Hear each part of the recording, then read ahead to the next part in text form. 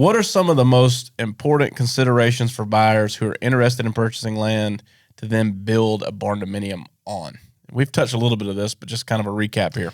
Yeah, I mean, like we mentioned, the location and the access, but the most important is going to be the cut and fill. You know, what kind of soil are you building on, and your septic. You know, is it a traditional engineer? But that cut and fill is going to be important. How deep do you have to dig, and how much dirt do you have to bring in to put the barndo on top?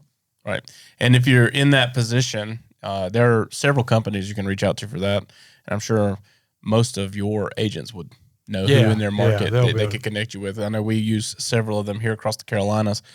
The second question, what has been the most interesting land transaction or something that's arisen during a land transaction that you can remember? So back in 2006, I was down in Florida off I-95 and A1A. And I was working for a company out of Australia. So it was me and this Australian guy would go out and meet with these landowners. And so there was a 100-acre tract right up against A1A, and it's probably worth $8 million.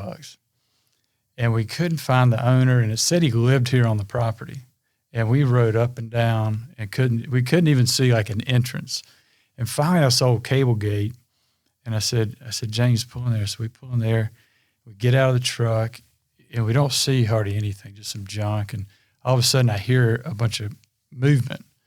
And this guy, man, it was the weirdest thing ever. He comes out of this dilapidated shed, which he lived in. No electricity, no nothing. And he came around, and he was like 80 years old. And he was one of these kind of genius guys. He'd actually played football at the University of Maryland.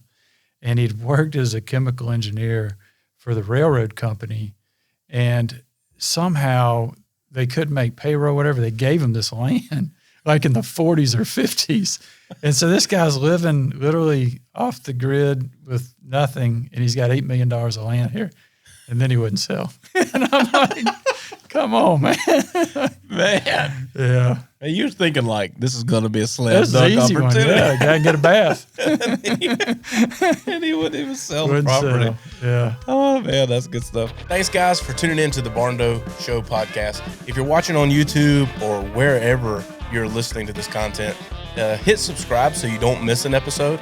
And then be sure to check us out on all of our social media platforms at The Barndo Co. Super simple to find us. And then when you're ready to dive in a little more, maybe look around some of our available floor plan options or take a look at the gallery of our work, or maybe you're ready to connect with our team and explore what it looks like to build your dream barndominium, you can visit us online at thebarndoco.com.